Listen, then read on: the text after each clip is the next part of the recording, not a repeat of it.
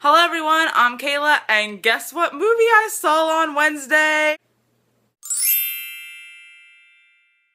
Today I have my City of Bones movie reaction discussion video. Just be prepared, guys, because I have a lot to freak out about. This was me the whole time. And then when we got to the ending, I was like,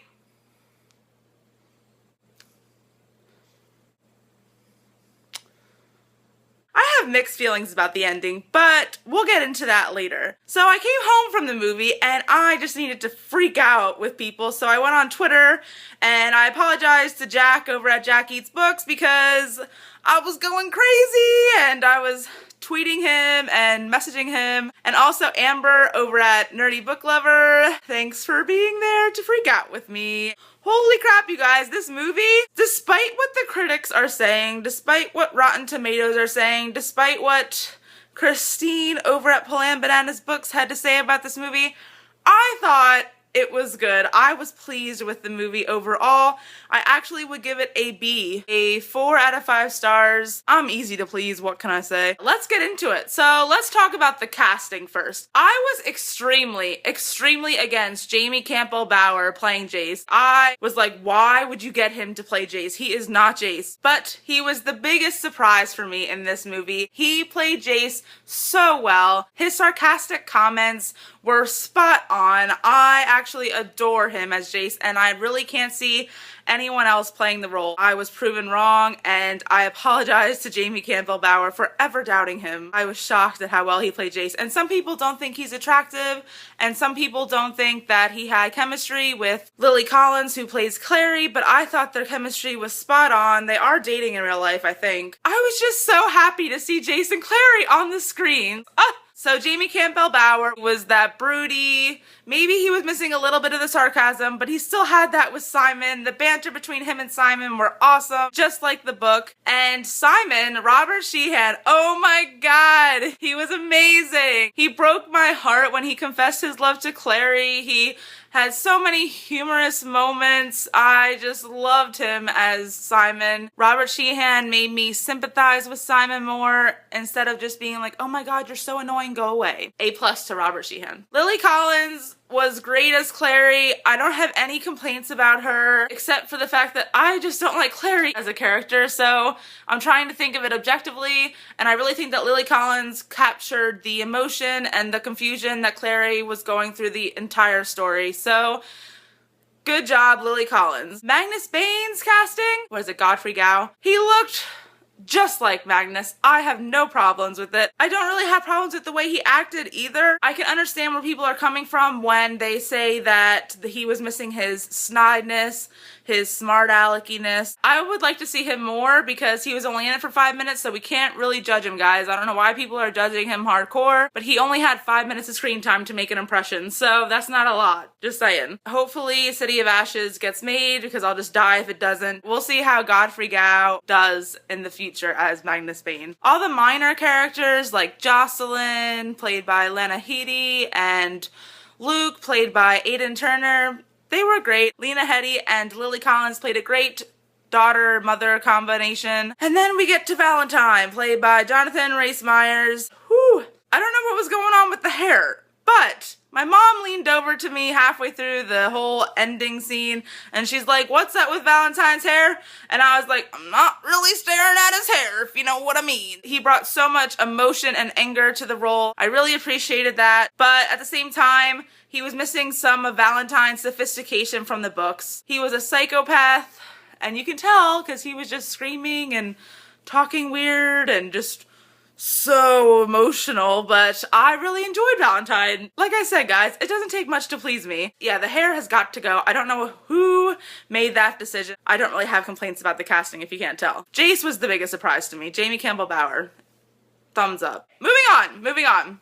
Let's talk about some of the scenes in the movie where I was just fangirling crazily and I didn't know how to contain myself. Is it just me, or was the kiss great? I know a lot of people are saying that it was really cheesy because of the music, but I thought the kiss was great. I was like, oh my god, Jace and Clary kissing on screen. I've waited 5 years for this shit. You know what I'm saying? Like, I was just so happy. The whole scene after the kiss scene with Simon and the door was straight out of the book. And I was just sitting there in the movie theater like, Mom, this is like really happening. Mom, like Simon coming to the door and drawing the devil horns on Jace's picture and so many feels, guys. When Jace was like, yeah, I don't know how she expected the three of us to fit in her bed. I was just like, yeah.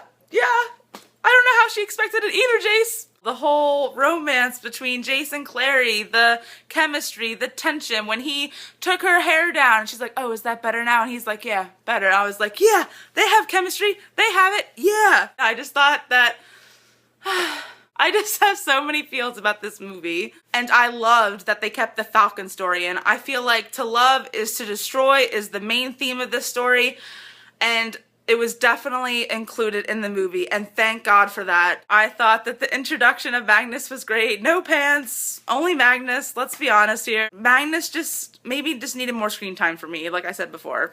Simon not getting turned into a rat, I thought that was a good change from the books. It made the movie more mature in a way, and I actually liked the idea that they showed the bite, that it was foreshadowing for future events, because we all know now that Simon's not going to be okay. Really liked the Hotel de Mortine. There was so much action, and you know, the wolves showed up like they were supposed to. The only thing is, Jace and Clary were supposed to go there by themselves.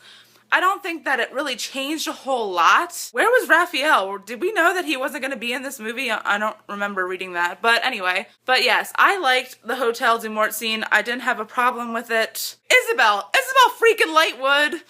She just kicks ass the whole movie. I loved her, and I loved all the Simon and Isabel interaction. Bravo to the Hotel de Mortine. I liked it. After the Hotel de Mortine, we have Alec confronting Clary, and it was tense and emotional, and oh shit, it's going down. When he slammed her up against the wall, he's like, I'll kill you. I was like, yeah, Alec is perfect. Yeah, I was like, ooh boy. Clary, ooh boy, that was straight out of the book. I just reread the book this week, so I'm glad I did, because now I realize what they kept and what they didn't keep. Dialogue, straight out of the book. I feel like a fourth of the movie's lines are straight out of the book, and I loved that so much. I was like, that was in the book. That was in the book too! Like, I was just fangirling this whole movie, guys. Oh my goodness, when Jace looked at Clary and he's like, if you wanted me to take my clothes off, all you had to do was ask. I was like, Jamie, you kidder. But yes, dialogue straight out of the book is winning. Always winning. The scene where they go back to Dorothea's and she turns into this weird demon and Jace has to play the piano, which, by the way, what is up with Bach being a shadow hunter? Where did that come from? Just saying. They go back to Madame Dorothea's and she turns into a demon. That's not a bad one. It's not a greater demon or anything, and Simon doesn't have to shatter the skyline or anything. I took that change in stride. You know, overall, they can't do everything, guys. They can't just put everything we want in the movie as much as we want to. And I'm sorry, but I appreciated all the stuff that they did do for us fans, like the dialogue, and the acting was pretty good, and things like that. I go into these movies with low expectations. I go into these movies thinking this is totally different from the book. I want to appreciate the movie for the movie. The only way to enjoy things like this is to not sit there and compare and compare and compare. I feel like as book readers, we have these high expectations that we're always let down. Always let down when we go to see these movies. Like, my dad still thinks that the Harry Potter movies aren't good because the books are so much better. Obviously, the books are so much better, but you have to consider the movie a different thing. Does anyone else agree with me? Does anybody else agree with me? I would love to have a discussion about this someday. I probably will make a video about it. But yes, I appreciated what they did with this movie. Now, let's talk about the end. We have it going on at the Institute. What happened to them going to Resnick? I really don't know, but I don't think it's that big of a deal, except for the fact that they summoned demons at the Institute. That's a no-no in my opinion. The action was there, the werewolves were there, everyone was there that was supposed to be there. I thought that the action was great. I don't know what's up with Clary's hand thing going on. Don't know what's up with that. Yeah. It wasn't terrible. The changes they made, yes, they were drastic, but it didn't change too much.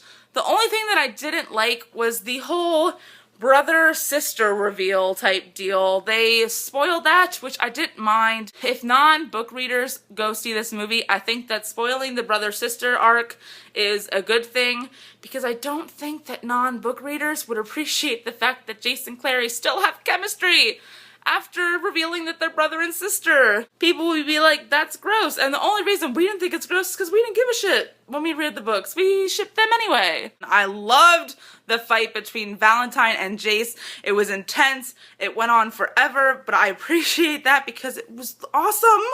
And I really need to see this movie in IMAX. I've decided that I'm going to see it next week, probably like twice. I just had mixed feelings about the ending. The Hodge story arc, how they made him good in the end. What am I gonna do? You know, that's what they decided to do, and I have to run with it. So I'm sitting there in the movie theater, I'm watching the ending, Valentine's intense, summoning this demon, making a pentagon out of swords, and I'm just like, oh man. I guess now is a good time to reference the portal. I don't know what was going on with the whole water and the portal thing and etc, etc. It is what it is. Valentine's gone without the Mortal Cup. I don't know how that's gonna work because he took it with him in the first book, as I recall. I'm a little conflicted about that portal exploding because, yeah, that's not how portals work. Just saying. This video is extra long. I'm really sorry, guys, but I have a lot to say. Jace believed Valentine super quickly about his parentage and upbringing, and I just don't know how to feel about it. I don't know how to feel about it. Ugh. I feel like as a whole, the movie would have been overall better if they didn't make so many changes to the ending, and that's why I only give it like 4 out of 5, because I thought the movie was fabulous. As a fan of the Mortal Instruments, as a fan of Cassandra Clare's world, I thought the movie was fantastic. What is that with Clary magically cleaning her apartment? Why? Why do we have that in there? She could have just went back to the Institute like she did at the end of the book and talked to Jace and everyone, so I'm a little iffy about that too. That's my whole entire thought process on this movie. I know I was a little all over the place, but I tried to organize it into casting and scenes.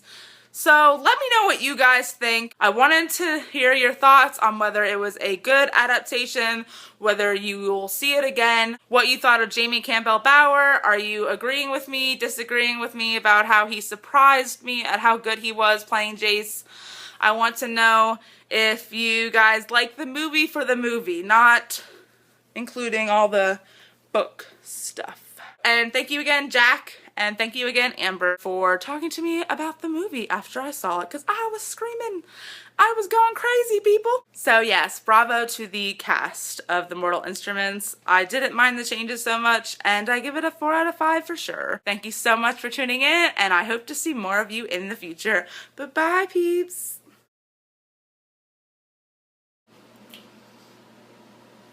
So happy, and I thought that Lena Headey and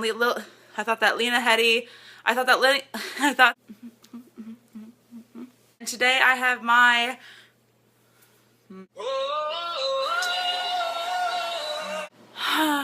incest for the win. No, that's not the word I'm talking about. Made the movie more. I have just seen. No. Look at my face right now. When he confessed his love to Clary, the whole time,